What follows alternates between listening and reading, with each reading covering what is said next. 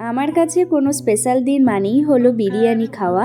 আর সেটা যদি হয় দাদা বৌদি রেস্টো থেকে, তাহলে তার কোনো কথাই হবে না। সরস্বতী পুজো মানেই হলো সকাল সকাল ঘুম থেকে উঠে স্নান করে রেডি হয়ে নেওয়া। এবছর সরস্বতী পুজো করতে পারিনি, কিন্তু তাও সকাল সকাল স্নান করে রেডি হয়ে নিয়েছি।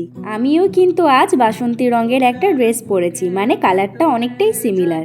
আর সবকটা রেস্টুরেন্টে এতটাই ভিড় ছিল বলার নেই। প্রায় আধ ঘন্টা অপেক্ষা করে থাকার পর আমরা বসার সিট পেয়েছি। এখানে এলেই তো প্রায় প্রতিবার বিরিয়ানি খাওয়াই হয়, তবে আজ অন্য কিছু একটা ট্রাই করতে ইচ্ছে করছিল।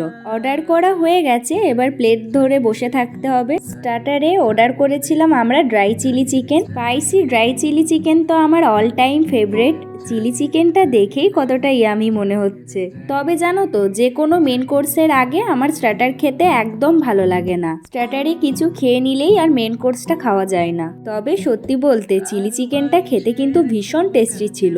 এবার চলে এসেছে আমাদের চিকেন বিরিয়ানি। বিরিয়ানি তো আমার অল টাইম ফেভারিট খাবার। আমার কাছে স্পেশাল ওকেশন মানেই হচ্ছে স্পেশালভাবে বিরিয়ানি খাওয়া। তবে আজ ড্রাই চিলি চিকেন খেয়েই পেট পুরো ভরে গেছে। এখন বিরিয়ানি যে কোথায় খাবো, তবে আমার তাতে কোনো সমস্যা নেই। আমি অনেক পেটুক, ঠিক খেয়ে নিতে পারবো। বিরিয়ানিটা কিন্তু খুব টেস্টি ছিল, দেখে তো আমার আবার খেতে ইচ্ছে করছে। খাওয়া দাওয়া হয়ে গেছে, এখন একটু ঘুরতে বেরিয়েছি। সরস্বতী পুজোয় একটু না ঘুরলে চলে, তবে সরস্বতী পুজোয় আমার নিজের হোম টাউনে থাকতেই বেশি ভালো লাগে।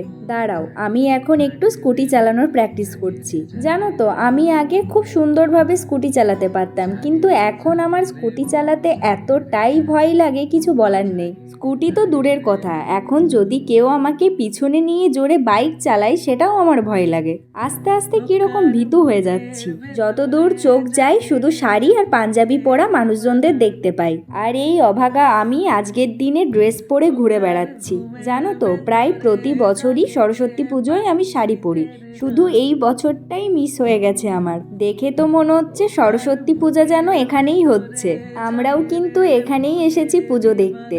আমরা যখন গেছিলাম তখন জোয়ারের সময় চলছিল। গঙ্গায় জোয়ার এই প্রথম দেখলাম আমি। চারিদিকে এত জল দেখে মন ভরে যাচ্ছিল। আচ্ছা দেখেছো, আমি কিন্তু মাথায় একটা বো লাগিয়েছি। এবার এসেছি একটু ফটোশ্যুট আর একটু ভিডিও শ্যুট করতে। শাড়ি পরিনি তো কি হয়েছে, আজ আমার লুকটা তোমাদের কেমন লেগেছে কমেন্টে জানিও তো। সকাল থেকে এখনো অবধি ওয়েদারটা খুব ভালো আছে, না গরম না ঠান্ডা। এত ভালো ওয়েদার সারা বছর কেন থাকে না?